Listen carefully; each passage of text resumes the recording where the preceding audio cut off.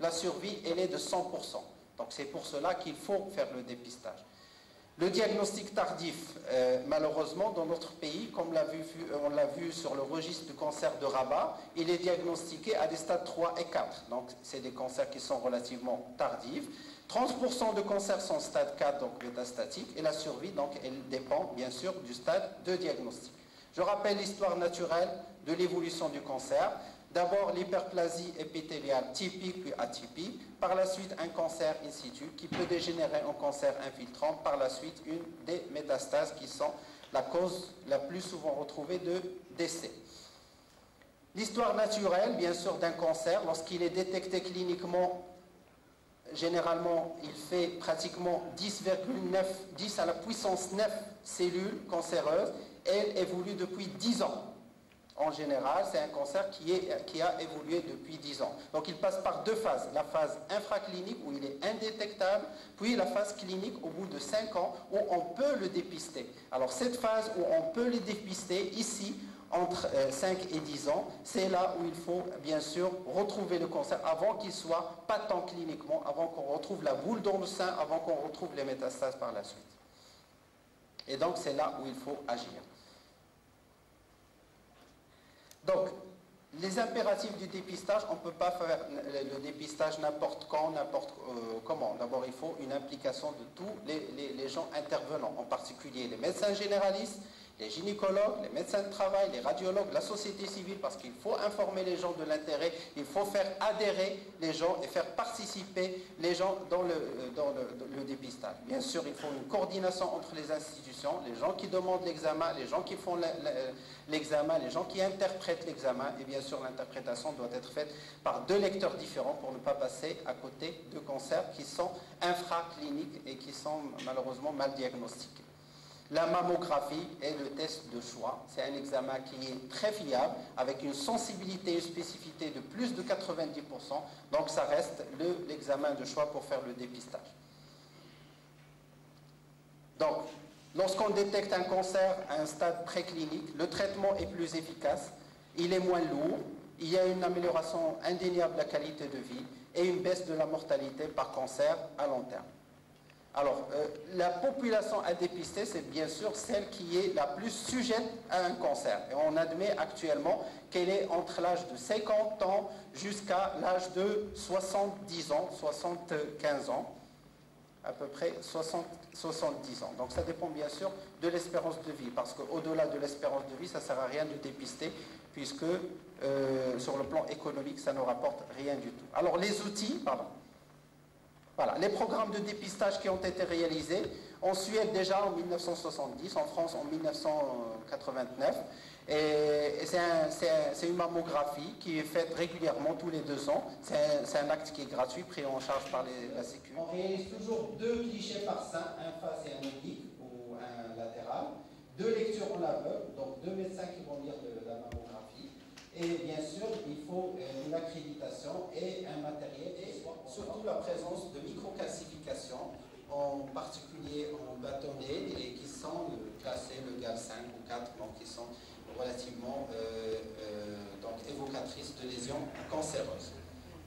Là, on voit des microcalcifications isolées, complément d'examen. Par contre, la CR3, c'est une anomalie qui est probablement bénigne, qui justifie une surveillance à court terme. La CR4, c'est une anomalie indéterminée ou suspecte, nécessitant bien sûr une vérification. Et la CR5, c'est une anomalie très évocatrice de cancer. En général, à moins de 5% de cancer, on pratique une surveillance à 6 mois ou une biopsie s'il existe des facteurs de risque. Les images ACR4 et ACR5 correspondent donc à des images très suspectes de cancer, donc nécessitent toujours une confirmation par biopsie. Et là, on retrouve soit une tumeur bénigne, soit qui nécessite donc une simple surveillance, hyperplasie atypique qui nécessite une exérèse, un carcinome intracannulaire micro-invasif ou invasif qui sont considérés comme des cancers et donc à traiter en conséquence. Le résultat du dépistage, en France, en 2004, depuis 2004, grâce au dépistage, 11 000 cas de cancer dépistés sur les 40 000 qui sont diagnostiqués. Donc ça fait quand même le 1/4 des cancers qui sont traités actuellement en France. Le taux de détection, il est de 7 pour 1000 femmes qui réalisent une mammographie de dépistage. Et chez ces patients, c'est chez 11 000 cas, il y a 13% d'in situ, 35% de tumeurs de moins de 1 cm et 30% de tumeurs de plus de 1 cm, mais qui sont N-, c'est-à-dire avec un curage qui est négatif, et donc sont de meilleurs pronostics. Alors, dans notre contexte, on n'a pas les moyens pour réaliser ce dépistage de masse dans toute la population. On peut réaliser le dépistage individuel qui correspond bien sûr à l'autopalpation des seins. L'autopalpation se fait donc à un rythme régulier, cadran par cadran, qui permet de diagnostiquer non pas les lésions infracliniques, mais des tumeurs à un stade précoce, à un stade de 1 cm, où on peut avoir des résultats qui sont relativement bons. Alors bien sûr, il faut bien connaître la technique de palpation des seins. Donc on conseille à la femme devant un miroir, les 2 bras levés, d'observer ses seins de face, puis de profil, et presser doucement le mamelon, vérifier qu'il n'y ait pas d'écoulement de liquide. Parcourir le sein par des mouvements circulaires afin de retrouver éventuellement de nodules, avec les 3 doigts de la main droite sur le sein gauche et inversement pour le sein droit pour le sein gauche, à plat, bien à plat, parcourez votre sein de la partie externe à la partie interne et vice-versa. Et puis parcourez les seins de bas en haut et vice-versa, afin de vérifier également la zone centrale ou entre le sein et les selles, éventuellement pour d'éventuelles adénopathies. Donc cette technique doit être enseignée aux patientes pour qu'elles puissent détecter elles-mêmes des nodules à des stades très précoces. Bien sûr, quand est-ce qu'on nous demande d'examiner les seins? Toujours, chez toutes les femmes, au minimum tous les ans, au milieu du cycle, et on conçoit actuellement que la majorité des cancers, 50% survient au niveau du cadran supéro-externe, 15% au niveau du cadran supéro-interne, 18% dans les cadrans centraux, 6% et 11% dans les cadrans inférieurs. Donc, parfois, malheureusement, les patientes consultent à des stades qui sont relativement avancés, ou juste à l'inspection, on retrouve par exemple ici une asymétrie, un œdème au niveau du sein, parfois une rétraction mamelonnaire chez une femme jeune qui peut être synonyme d'une tumeur du cadran central. Une rétraction mamelonnaire chez une femme âgée, c'est plus difficile à reconnaître parce que déjà les mamelons sont rétractés à cause de la dégénérescence graisseuse des seins chez les femmes âgées. Là, c'est un aspect typique d'aspect en peau d'orange, pratiquement un aspect de mastite, en pèvre, en poussée évolutive, avec une rétraction du mamelon. Donc ça signifie qu'il y a effectivement une lésion très suspecte et nécessitant un complément d'investigation. Là, on retrouve un méplat ou une rétraction cutanée avec aspect en coup de hache, signifiant qu'il y a effectivement une lésion au niveau de ce cadran supéro-externe du sein. Et puis, malheureusement, on a des aspects de mastite carcinomateuse, c'est des seins inflammatoires qui nécessitent souvent le recours à une chimiothérapie première, après avoir, bien sûr, réalisé le diagnostic de certitude qui est la biopsie. La biopsie doit être réalisée de façon systématique, c'est elle qui confirme le diagnostic. La technique, soit une microbiopsie au trucute, soit une macrobiopsie au mammotome pour les lésions qui sont infracliniques. C'est une biopsie qui se fait sous repérage échographique. Biopsie chirurgicale de préférence par voie extemporanée pour permettre de réaliser les 2 temps en même temps, c'est-à-dire on enlève le nodule et puis des confirmations, on réalise en même temps l'exérèse carcinologique avec le curage si jamais il s'avère que c'est infiltrant. La ponction cytologique, elle n'a pas de valeur que lorsqu'elle est positive. C'est pour ça que très peu de gens actuellement la recommandent de routine. C'est généralement la biopsie qui est l'examen de choix, surtout avec les développements de nouvelles techniques de biopsie, surtout les microbiopsies au trucute. Sur le plan histologique, la majeure partie des cancers sont des carcinomes. 98% sont des carcinomes, les 2% restants, soit c'est des lymphomes, soit des sarcomes ou tumeurs phyllodes, soit bénignes ou malignes. Le cancer in situ est représenté par les carcinomes canalaires in situ, le plus fréquent, et les carcinomes lobulaires en deuxième lieu. Et les carcinomes infiltrants sont essentiellement des carcinomes canalaires, dans 80% des cas, puis des carcinomes lobulaires, et les autres colloïdes muqueux ou médulaires sont de meilleurs pronostics et sont plus rares. Sur la classification, donc brièvement, je rappelle un peu la classification du cancer du sein. Les T0, c'est des tumeurs infracliniques. Les TIS, c'est des tumeurs carcinomes in situ. Les T1, c'est des tumeurs de moins de 2 cm. Les T2, entre 2 et 5 cm. Les T3, plus de 5 cm. Et les T4, lorsqu'il y a un envahissement, soit de la paroi thoracique, c'est le T4-1, soit de la peau, c'est le T4P, et qui nécessite donc ou soit un T4D qui correspond à une mastite carcinomateuse. Les adénopathies N0, pas d'adénopathie, N1, adénopathie axillaire mobile, N2, adénopathie axillaire fixe, et N3, adénopathie de la chaîne mammaire interne. Et puis les métastases, soit M0, absence de métastase, ou M1, présence de métastase.